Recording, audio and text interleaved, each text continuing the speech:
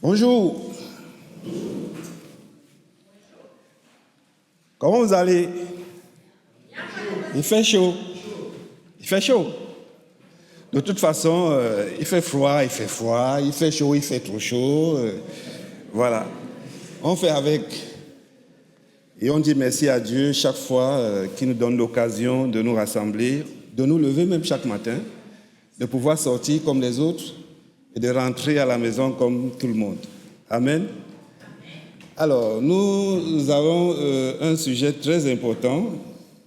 Vous notez bien l'importance, vous êtes là ce matin parce que c'est le sabbat. C'est un sujet qu'on n'aime pas trop aborder parce qu'on dit que non, tout le monde comprend ce que c'est. Et jusqu'à ce que nous ayons quand même au milieu de nous certains frères et sœurs qui peuvent partir d'entre nos rangs parce que justement, un des sujets, c'est quoi? Le sabbat, non, c'est les affaires des Juifs. Vous imaginez ça? Oui, ça arrive. Ça arrive. Et pourquoi ça arrive? Ça ne devrait pas, parce que c'est un sujet qui ne devrait pas, normalement, mais c'est sans oublier les tactiques de l'ennemi. Sans oublier que nous sommes toujours, tout autour, entourés des tactiques que si on ne comprend pas bien, on peut être nous-mêmes appelés à considérer le sabbat comme quelque chose qui est du temps ancien, on n'est pas obligé, voilà. Donc, de temps en temps, il faut aussi revenir sur certains points qu'on croit avoir maîtrisés. Hein? Voilà, il faut revenir sur ces points-là. Alors, ce matin, je vais faire l'exercice qui n'est pas facile, un exercice qui n'est pas facile. Je vais vous demander d'être indulgent. Je vais peut-être dire des choses que vous écoutez pour la première fois. Peut-être, je dis bien. Mais il va falloir que, après avoir écouté, vous disiez, il faut que j'aille aussi un peu chercher pour voir si ce qu'il dit... En tout cas, réagir comme les Béréens. Allez chercher aussi, pour voir si, voilà. Ouvrir l'esprit de prophétie, ouvrir la parole de Dieu, approfondir pour savoir si ce que nous entendons, parce que même du haut de la chair, ce n'est pas forcé que nous puissions tout comprendre. Alors, un temple au sein du temps. J'ai déjà évoqué, chaque semaine, il y a quelque chose, un phénomène qui commence après le 6e jour, c'est qu'au coucher du soleil, jusqu'à l'autre coucher, nous passons un certain temps et nous nous disons que, voilà, c'est le jour de l'Éternel. Quelque chose de très, très solennel pour certains, mais qui paraît être tout simplement un héritage culturel pour les autres, un héritage communautaire même. Oui, mais je suis né dans ça, ma famille a toujours fait ça. Alors je fais ça parce que ma famille a toujours fait ça. Mon père m'a toujours conduit, je ne comprends pas le sens, mais je suis là, je commence au sabbat comme les autres. Communautaire, ça peut être quoi? Ça peut être quelque chose que je fais parce que j'ai vu mes amis, j'accompagne un ami, ou alors nous avons baigné dans ça sans toutefois comprendre même pourquoi nous sommes là, pourquoi nous faisons ça. Pourquoi ce jour-là, je dois me déplacer pour aller au temple? Ce que nous allons voir ce matin, ce n'est pas une doctrine particulière, ce n'est pas une vérité nouvelle, ce n'est pas interpréter un texte obscur parce que les textes sont tellement clairs qu'on n'a plus peut-être rien à redire. Et la question n'est pas de savoir si tu gardes le sabbat, mais la question est de savoir si tu as compris ce que le sabbat fait pour toi, ce que le sabbat fait en toi et autour de toi. Est-ce que c'est un jour comme les autres? Vous croyez que c'est un jour comme les autres parce que, voilà, le vendredi, il est passé maintenant, on entre simplement dans le 7e jour. Nous vivons dans un monde où des aînés, pas des jeunes, les jeunes, vous les voyez, bon, parfois ils sont insouciants, mais des aînés se posent beaucoup la question de savoir si la vie qu'ils ont menée vaut le coup. Et puis, à un certain âge, on essaie de s'accrocher sur quelque chose qui peut donner un sens à notre vie. Il y en a qui vont prendre des projets pour donner sens à leur vie. Il y en a qui vont faire d'autres choses pour essayer de chercher, parce qu'il y a parfois un vide. On a l'impression d'avoir traversé un vide. Donc, avant de continuer, j'aimerais nous appeler à élever une prière en faveur de notre Dieu, afin qu'il me conduise dans ce sujet vraiment très important et important pour lui, et pour nous. Prions. Notre Dieu, notre Père qui est dans les cieux, nous te rendons grâce pour ton amour immense et infini. Nous te disons merci d'être notre Dieu, de nous avoir conduits jusqu'ici. Nous pouvons regarder le passé, il est passé, Seigneur. Le présent, nous sentons, nous croyons que tu es avec nous et nous voulons envisager l'avenir avec toi. Et prions d'être avec nous maintenant alors que je vais parler devant ton peuple et permets que ce que tu as prévu soit dit et non ce que moi j'ai prévu. Et cache-moi sous ta grâce, Seigneur, afin que tes enfants et moi-même, nous puissions contempler ce que tu as donné comme cadeau à l'humanité. Au nom de Jésus-Christ. Amen. Chaque semaine, comme je l'ai dit, il y a un phénomène qui se passe, le sabbat. C'est un jour institué par Dieu. Nous avons lu le verset tout à l'heure. Donc, nous pouvons relire le verset et nous allons comprendre que... est-ce que, Philippe, tu peux...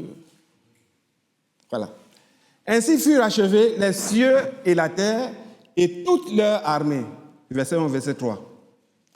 Dieu acheva au 7e jour son œuvre qu'il a faite et il se reposa au 7e jour de toute son œuvre qu'il a faite. Verset 3.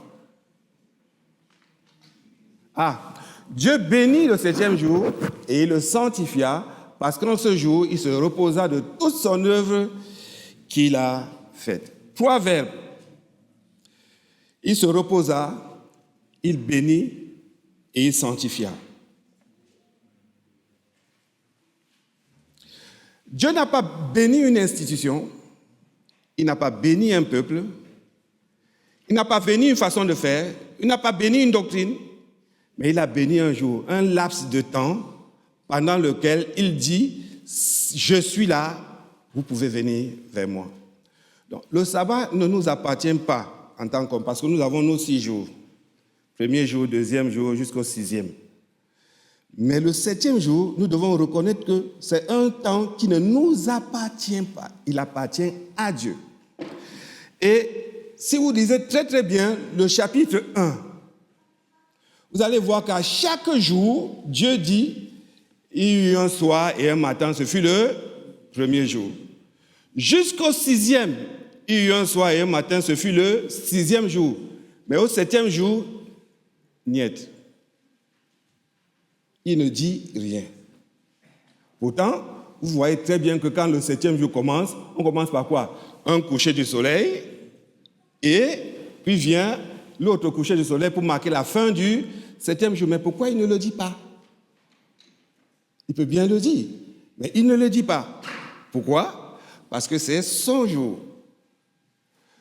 Le système du jour, du matin, du soir et du matin est un système qui est pour l'homme, pour l'humanité et pour la terre. Parce que quand vous voyez la terre qui fait sa révolution sur elle-même, ça fait soir et matin.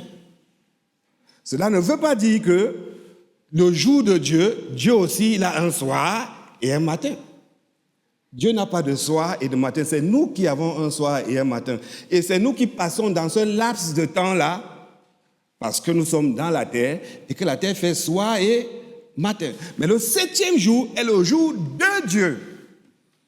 Donc c'est un jour une fraction d'éternité que Dieu vient mettre entre le 6e jour et le 1er jour de la semaine. C'est lui, ça lui appartient.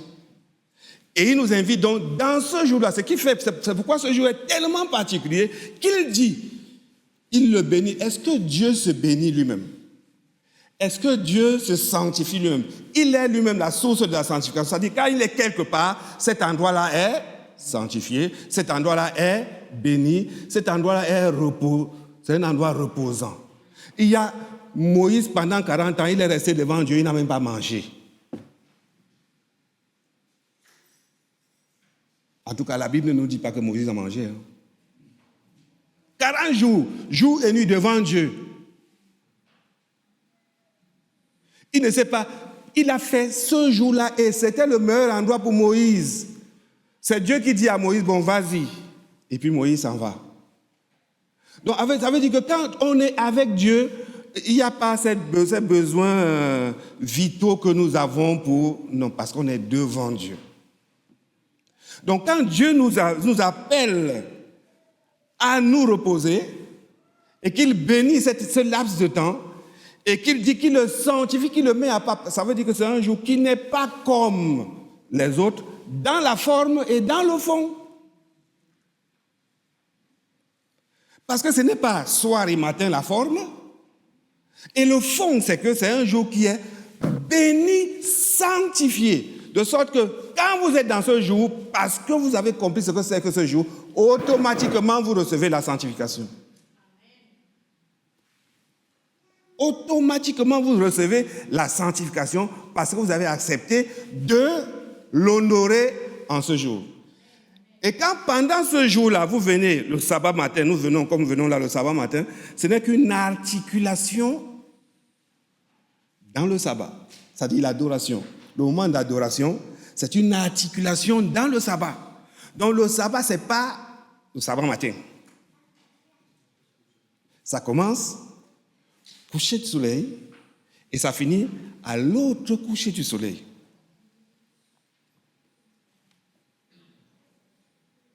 Dans Patriarche et Prophète, la sœur White dit ceci. Ce jour était destiné à être un mémorial vivant perpétuel de la puissance créatrice de Dieu et de la relation d'amour entre lui et ce qu'il a fait à son image. Plus loin, il est encore dit, Dieu voulait que chaque retour du 7e jour soit pour l'humanité comme le rappel d'une vérité fondamentale, laquelle, je suis ton créateur, tu viens de moi, tu m'appartiens et je t'aime. Je suis ton créateur, tu viens de moi, tu m'appartiens et je t'aime. Alors, d'où vient-il que ce soit un jour pour une communauté particulière? Même si elle s'appelle Adventiste 7e jour. Tu vois, même les Adventistes disent, oui, c'est nous, c'est le sabbat. Non, le sabbat est dans le temps. Le sabbat est lié à la semaine. Et quand on a institué le sabbat, il n'y avait pas encore le péché. Il n'y avait pas encore les adventistes. Il n'y avait pas encore les juifs. Vous voyez un peu? Donc, si vous dites que vous êtes un homme, je n'ai jamais vu un homme avec la tête au niveau du dos. Sauf si c'est une malformation. Bon, je vais dire la tête au niveau du pied. Si vous voyez un homme pareil, je suis sûr que vous allez fuir comme moi. Parce que ce n'est pas normal. Donc, aussi longtemps qu'un homme aura la tête sur les épaules avec les yeux, comme j'ai des yeux là, comme vous les avez, eh bien, le sabbat sera toujours le 7e jour. Pourquoi? Parce que c'est lié. Tel que Dieu a fait l'homme, il a fait l'homme et il a fait le sabbat en même temps. C'est-à-dire que si vous enlevez le sabbat ou vous déconsidérez le sabbat, c'est comme si vous étiez en train de douter la forme d'un homme. Bon, c'est peut-être parce que c'est visible, comme ça on ne peut pas douter. Mais comme le sabbat est imperceptible parfois, comme le sabbat c'est un temps, du coup ça ne semble pas. Mais dans la notion, dans la façon de comprendre ça, c'est les mêmes vérités. Aussi homme que je suis, eh bien le sabbat sera toujours lié au temps et à la semaine.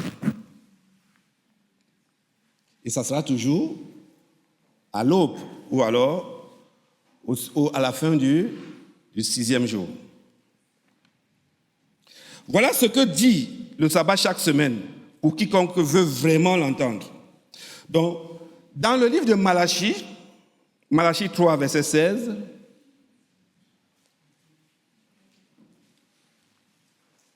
Malachie 3, verset 16, Dieu fait parler ses enfants. Il dit, alors ceux qui craignent l'Éternel se parlaient l'un à l'autre. L'Éternel fut attentif et il écouta. Et un livre de souvenirs fut écrit devant lui pour ceux qui craignent l'Éternel et qui honorent son nom. Un livre de souvenirs pour honorer son nom. Donc,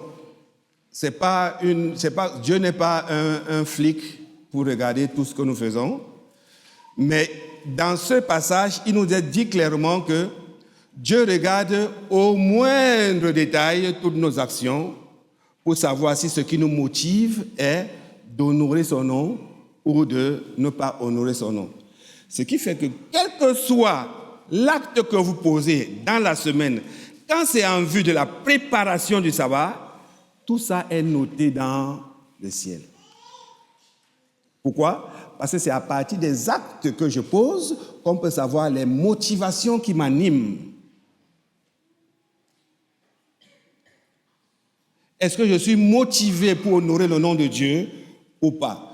Donc, tout ce que nous faisons, quel que soit l'endroit où nous faisons et de la manière avec laquelle nous faisons, tout ça c'est enregistré quelque part pour savoir si nous sommes toujours en train de marcher avec Dieu ou alors pas. Donc imaginez donc une femme ou un homme ou un jeune qui accomplit ce que c'est que ce message du sabbat et qui le vendredi commence à se préparer mentalement, spirituellement. Parce que la sœur White dit que même le vendredi fait partie du sabbat parce qu'il est collé au sabbat. Donc, la manière avec laquelle tu te prépares pendant le vendredi matin, midi, l'après-midi et l'approche du sabbat peut nous dire si ton sabbat sera enrichi ou alors appauvri. C'est ce qu'elle dit, hein? On peut le savoir. Donc, ce qui veut dire que quand nous, on arrive ici ce matin, si vous arrivez avec une humeur bizarre, alors on sait d'où ça vient. Votre semaine n'était pas bonne. Votre semaine n'était pas bonne. Votre préparation de sabbat était un peu... voilà. Et là, ça peut se voir. Pourquoi? Parce que vous allez très très mal vivre le sabbat. Parce que c'est un jour où, quand on arrive parce qu'on a compris avec qui on va rester pendant 24 heures.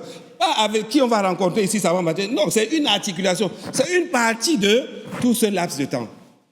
Mais pendant les 24 heures, nous devons être dans un état d'esprit de quoi?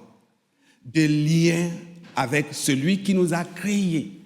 Ça veut dire quoi? Ça veut dire qu'un sabbat matin, au coucher du soleil, vendredi au coucher du soleil, je dois demander à Dieu, après avoir fait un examen de mon caractère, de ma façon d'être, de mon impact sur mes voisins, de mon impact dans ma famille, je peux savoir exactement ce que Dieu doit réparer dans mon cœur. Personne ne fera ça à notre place. Et personne ne peut mieux faire ça que nous. Vous n'avez pas fait ça pour moi, hein? Moi, je sais ce que Dieu doit réparer. Donc, pendant ce laps de temps-là, ce laps de temps est donné pourquoi? Pour nous rappeler que Dieu a toujours sa puissance créatrice. Il n'a pas dit que c'est après les 1000 ans qu'il va venir recréer. Ou alors, quand il va revenir, qu'il va nous ressusciter et on sera... Non, il a mis ça dans le temps, chaque fin de semaine. Si ça, ce n'est pas un cadeau, je ne sais pas comment on peut appeler ça. Mais si nous croyons que le sabbat, c'est comme les autres ont leur dimanche, comme les autres ont leur vendredi, alors là, nous sommes dans une erreur totale. Parce que là, nous avons l'occasion de dire à Dieu, Seigneur, je suis un grand menteur. Mais je crois que ta puissance pour recréer peut enlever ce mauvais caractère en moi. Pendant ce laps de temps. Parce que la sœur White dit que quand le sabbat commence, Dieu est à la disposition totale de ses enfants. Parce que c'est son jour. C'est nous qui venons. Ce n'est pas nous qui... il nous reçoit. Nous le recevons les 6 jours de la semaine. Nous recevons le Seigneur, nous invoquons son nom. Mais le sabbat, non, il est là. Il est disposé de manière plus intime, plus proche, le sabbat. Donc vous avez le droit de lui dire que Seigneur, je sais que le sabbat, c'est ton jour, ce n'est pas le mien. Mais pendant ton jour-là, voici mes problèmes. Voici mon état. Voici ce que je suis. Est-ce que tu ne peux pas me réparer? Parce qu'en fait, c'est un jour pour que Dieu nous répare, pour qu'il nous rafistole, pour qu'il puisse retoucher les fils de notre esprit là qui font des bugs. Quand je vois un frère, la haine. Non, le sabbat, il n'y a pas de haine. Non. Tu peux encore me dire la semaine, mais quand le sabbat approche-toi du Seigneur pour que ta haine là s'arrête. Et il a mis donc ce laboratoire, cet hôpital chaque fin de semaine. Pourquoi il met ça à la fin de la semaine? Pourquoi il ne met pas début à la fin? Parce qu'il sait comment ça sera dans 6 jours là. Il sait que ça sera, c'est grave dans nos vies. Beaucoup de frictions, que ce soit dans nos familles, n'importe, nous avons des problèmes. Faut le reconnaître. Tellement de problèmes. Mais Dieu a mis le sabbat, pourquoi? Il sait. Je vous connais. Mais si toi tu viens, tu ne sais même pas que ce jour-là est pour que toi, pas lui, parce que nous aimons toujours regarder l'autre. Pas lui. Lui, il doit régler son problème là-bas, mais toi, règle le tien avec ton Dieu. Ce laps de temps-là, 24 heures, c'est quand même beaucoup. 24 heures. Quand même. Donc, 24 heures pour demander à Dieu, Seigneur, refais-moi. Seigneur, montre-moi même là où ça ne va pas. Parce que parfois, on croit qu'on est correct, quoi. Non, juste à ce que Dieu vous dise, ça ne va pas. Moi, ça m'est arrivé. C'est ce que Dieu disait, non. Le frère, si, il faut régler. Il faut régler. Un ami avec qui on a fait toute l'enfance, l'enfance. Mais je ne savais pas que j'avais toujours gardé dents à cet ami-là. Depuis l'enfance. C'est quand je suis parti au Cameroun que Dieu m'a rappelé, c'est jamais fini. Il te rappelle. Il dit que non, tu n'as pas. Ah bon, d'accord, mais ce n'est pas un problème ça. Pourquoi? Parce que je n'ai pas envie de garder un truc comme ça dans mon cœur. Eh bien, tu résous le problème. Donc, un temple dans le temps, un espace fait pour nous, pour que nous puissions. Vous voyez, c'est bizarre, c'est pas comme le sabbat qu'on entend tout le temps, aller adorer le Seigneur, chanter, oui. C'est bon, chanter, prier, prêcher.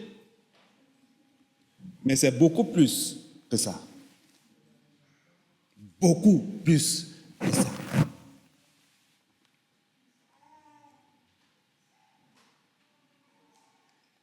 Exode 31, 13 à 17, Dieu dit à Moïse quelque chose de très, très stupéfiant. Enfin, il dit à Moïse, mais il parle au peuple. Il ne dit pas à Moïse, tu garderas le sabbat parce que c'est ma règle. Il dit à Moïse, vous garderez mes sabbats. Vous garderez mes sabbats.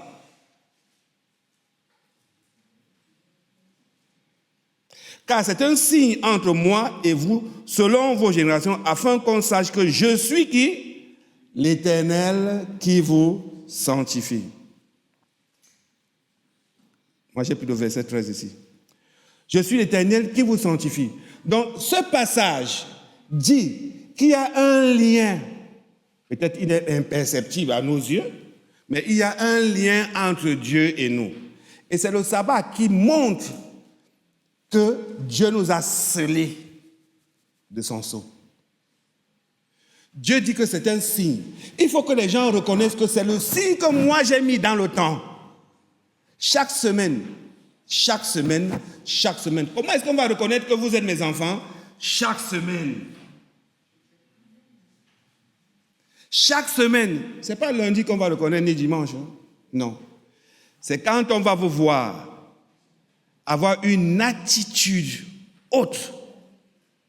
Pourquoi? Parce que vous vous êtes rendu compte que le sabbat a commencé. C'est-à-dire que Dieu est encore plus proche de moi qu'avant. Dieu est disposé à m'écouter plus qu'avant. Le sabbat, 24 heures. Pas 3 heures. Le matin, pas 3 heures, jusqu'à midi, 9h midi, non. 24 heures. Le coucher du soleil à l'autre coucher du soleil, 24 heures. De proximité. 24 heures. Ézéchiel 20, verset 12 dit également, « Je leur donnai aussi mes sabbats pour qu'ils fussent un signe entre moi et eux, afin qu'ils sussent que je suis l'Éternel, qui les sanctifie. » Il y a tellement de versets. Donc chaque fois qu'un enfant de Dieu observe le sabbat dans un esprit d'amour et de consécration, il proclame devant le ciel et la terre et devant toutes les puissances des ténèbres que mon Créateur est mon Dieu, je suis à lui et il est à moi. C'est un décret dans tout l'univers. Vous voyez, parfois quand on dit le président a signé le décret qui fait ceci, oh là là, ça fait des... Dans les chancelleries, ça fait des... Dans la société, vous voyez le débat, BFM, télé, tout ça, le décret est sorti. Mais la sœur Ouai nous dit là que chaque sabbat, chaque fin de semaine, nous annonçons un décret dans tout l'univers.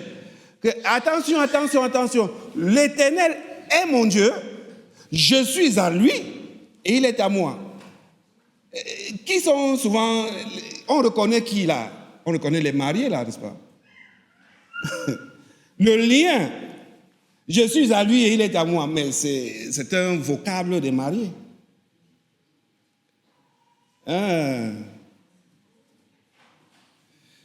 Donc, c'est un lien très fort. Et Dieu compte rester dans ce lien-là. Pourquoi? Parce que par ce lien, il peut se rassurer d'une chose, il continue sa création. La création n'est pas finie lors de la première semaine. La création continue. Aujourd'hui, elle continue. Quand le vendredi soir, tu te couches, tu ne sais même pas ce que Dieu est en train de faire en toi. Suivant tes prières, suivant tes dispositions, des choses se font en toi, tu ne te rends même pas compte. Et parfois, tu vois des frères et sœurs se comporter d'une certaine manière. Toi, tu prends ça autrement, alors que Dieu est peut-être en train de travailler en toi. Ah ouais. Ce n'est pas un jour comme les autres. C'est un jour vraiment particulier. Il faudrait que nous fassions attention à ça. Pourquoi? Pour nous-mêmes, pour notre bien. Et Dieu, pour donner l'Apocalypse à Jean, il s'est présenté à Jean quel jour? Le jour du Seigneur. Et le jour du Seigneur, c'est quel jour? C'est 100 jours. 100 jours. Et en 100 jours, il a donné à Jean un cadeau que, jusqu'à aujourd'hui, nous apprécions ce cadeau, l'Apocalypse. Au jour du Seigneur, il a eu ce cadeau. Je vous assure, les grands cadeaux, vous pouvez les avoir le sabbat. Les cadeaux que Dieu vous réserve, que Dieu me réserve, vous pouvez les avoir le sabbat. C'est pas parce que vous avez eu le travail dans la semaine que c'est dans la semaine que ça s'est déclenché. Dieu a décidé et ça s'est concrétisé dans la semaine. Tout ce que peut nous arriver comme bénédiction, c'est la conclusion s'est faite le sabbat. Le sabbat, c'est là où Dieu est dans son bureau et commence à signer des choses. Il signe. Après, ça se concrétise dans la semaine. Et toi, tu crois, j'ai eu le mercredi. Ça s'est passé avant. Parce que tu ne peux pas avoir une bénédiction en tant qu'enfant de Dieu si Dieu n'a pas signé. Je dis bien bénédiction. Parce que Satan a aussi des bénédictions. Enfin, ce qu'on appelle les bénédictions de Satan. Donc, les bénédictions de Dieu, ça se signe au moment où il est comment? En lien avec nous. Le sabbat.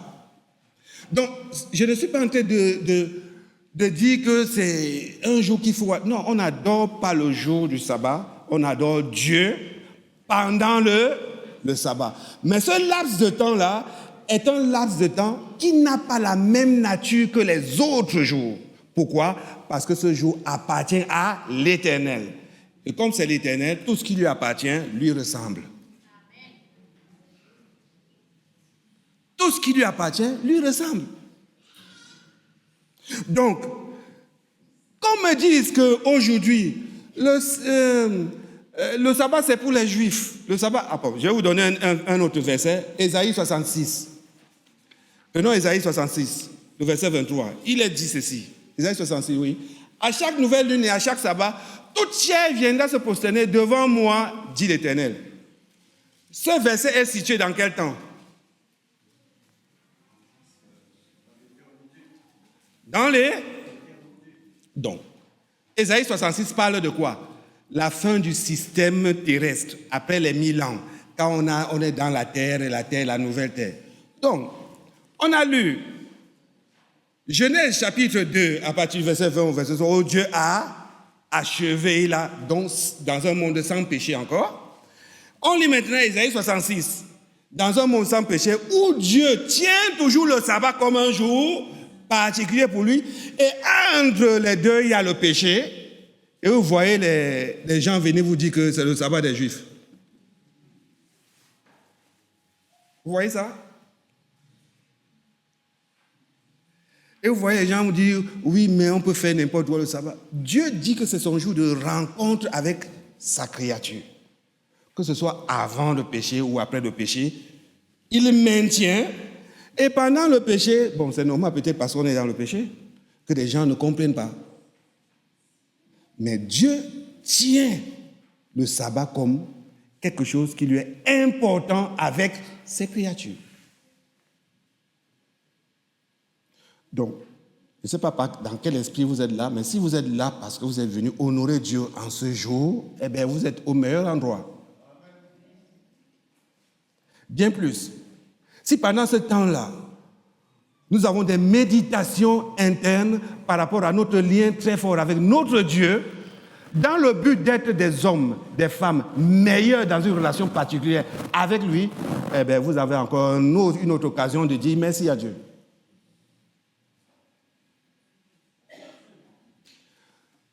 Ils sont peu. Quand vous comptez le nombre d'adventistes, le nombre de juifs qui observent le sabbat, enfin qui gardent le sabbat, on n'est même pas 25% de la population mondiale. Et c'est même beaucoup, quand je dis 25%. Vous voyez comment Satan a réduit l'institution, une institution si particulière de Dieu, à rien.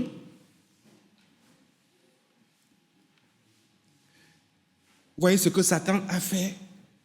C'est-à-dire, vous entendez quelqu'un vous parler, vous vous posez la question de savoir si... Ah non. En fait, les hommes que nous sommes, les hommes que vous... En fait, ils n'y sont pour rien parce que l'ignorance a tellement gagné la population qu'aujourd'hui, si nous ne faisons pas attention, si nous n'ouvrons pas ce livre, si ça ne s'est pas ouvert chaque jour, nous pouvons y passer nous aussi. Nous pouvons y passer. La Bible doit être ouverte. Que ce soit n'importe où, la Bible doit être ouverte. Dans nos familles, dans l'Église, elle doit rester ouverte. Nous devons étudier, même si c'est étudier jusqu'à épuisement.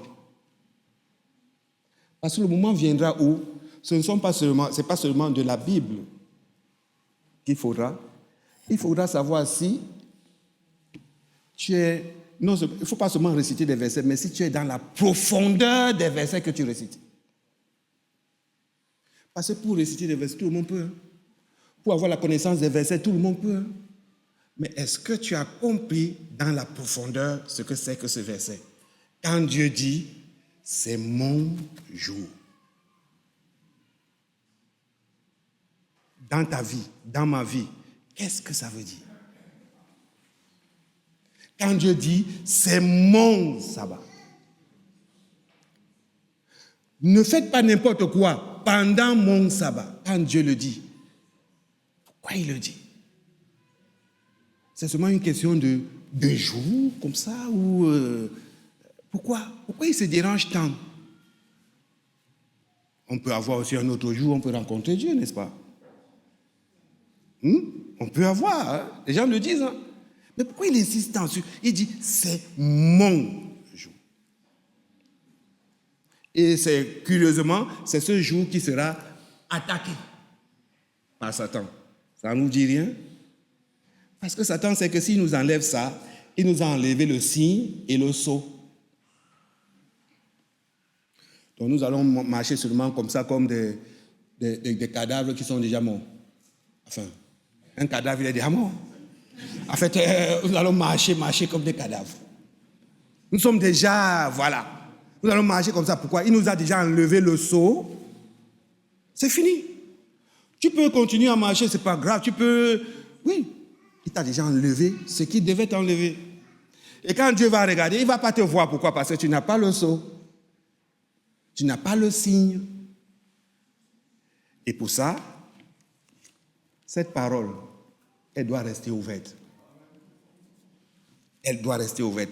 Il faut, comme on dit aujourd'hui, il faut checker, il faut chercher les versets, chercher, retourner. La Bible ne souffre pas de remise en question. Hein. Non, non, non, non. Les versets bibliques ne souffrent pas. Vous pouvez prendre des versets, décortiquer le verset. Ce n'est pas un problème pour Dieu. Parce qu'il sait qu'à la fin, vous connaîtrez la vérité. Donc, le jour du repos est vraiment un jour du repos, mais un repos en Dieu lui-même. Je ne sais pas si vous allez voir le diacre et les diaconesses transporter les bancs, faire ceci et cela. Eux, ils sont en train d'observer le sabbat parce qu'ils sont en plein service. Ils sont au service de nous tous qui sommes assis là, comme des petits rois et des petits princes. Dieu les a donné un rôle, et le rôle qu'ils jouent là, ils sont en train d'observer le sabbat correctement et bien. Attention de dire qu'ils travaillent le sabbat. Non. Ils ne travaillent pas le sabbat. Ils sont au service de l'Éternel le sabbat. Au service de l'Éternel. Alors quand vous avez des gens qui viennent chez vous vendredi et que vous êtes obligés de monter et descendre parce que vous voulez les mettre à l'aise, vous n'êtes pas en train de travailler, hein, ni de transgresser le sabbat. Vous êtes au service. Parce qu'ils sont venus chez vous, ils doivent être à l'aise. Ce sont des rois et des princes que vous recevez au nom de l'Éternel. Parce que c'est ce que l'Éternel vous dit de faire, nous dit de faire. Vous n'allez pas rendre les gens affamés le sabbat parce que c'est le sabbat, non. Alors vous aurez un problème avec Dieu lui-même. Donc, c'est un jour, c'est vrai, nous avons l'habitude de faire, l'habitude, mais il faut qu'on comprenne le sens profond de ce jour qui appartient à l'Éternel, afin que nous ne soyons pas comme ceux qui abandonnent les commandements de l'Éternel, parce que ce n'est pas vraiment un commandement, parce que le mot commandement a une connotation un peu négative. Le mot règle, ça a des connotations négatives, mais c'est une invitation, c'est un cadeau que Dieu nous donne, que, en fait, c'est réservé à ceux qui ont compris qui est Dieu. Quand vous comprenez ça, eh bien, vous comprenez qui est Dieu. Et si vous faites comprendre ça, ça veut dire que vous n'êtes pas comme... Votre rapport avec lui sera différent. Pourquoi? Parce que vous savez que chaque semaine, vous avez une rencontre particulière avec celui qui vous aime plus que tout. Pas seulement la rencontre du sabbat, qui n'est qu'une articulation, mais une rencontre pendant un temps précieux. La rencontre avec notre Dieu. Maintenant, chercher à savoir comment agrémenter les 24 heures, ça c'est à étudier. Mais il faut déjà qu'on soit dans l'esprit du sabbat. C'est-à-dire être dans le temps de Dieu, dans cet espace, je pouvais même me répéter, spatio-atemporel, parce que ce n'est pas temporel ça. Hein? Le sabbat n'est pas temporel, parce qu'il n'est pas dans le temps. Il est quelque chose comme une fraction d'éternité que Dieu est venu là, pour tout. Il est venu s'installer là pour dire, venez à moi mes enfants. Et quand Dieu est quelque part, ah non, même le temps la change. Quand il dit que c'est pour lui, même le temps, c'est même plus le temps de l'homme. Même son temps, c'est son temps à lui. Et quand on est dans le temps de Dieu, eh bien, ce n'est pas un temps qui est... C'est que c'est nous qui passons 24 heures dedans et nous entrons dans le... Mais son temps à lui, c'est un temps de fraction d'éternité qu'il est là pour continuer sa création en nous. Alors, peut-être qu'aujourd'hui, quelqu'un parmi nous, parmi vous qui m'écoutez, nous avons laissé ce palais un peu à l'abandon depuis quelque temps, parce que la monotonie, comme c'est redondant, on fait les mêmes choses, du coup ça devient vulgaire. Peut-être que des circonstances de la vie ont terni votre façon de l'observer, ont affecté votre pratique du sabbat. Peut-être que vous avez des doutes sur ce que c'est. Peut-être, je dis bien peut-être. Peut-être que la vie a simplement pris le dessus avec toutes les préoccupations que nous avons. Parfois, la semaine ne nous suffit plus. Il faut que nous puissions prévoir de faire même des choses que nous devions faire dans la semaine, le sabbat, parce qu'en fait, et parfois même, on est à midi comme ça, on veut que le sabbat finisse vite. Parce qu'il faut qu'on aille faire quelque chose. Vous voyez, je dis ça comme ça parce que je suis un homme comme vous et moi. Nous nous connaissons. Peut-être que, voilà, c'est quelque chose qui est devenu flou, presque oublié. Eh bien, si c'est ton cas, moi, je ne viens pas.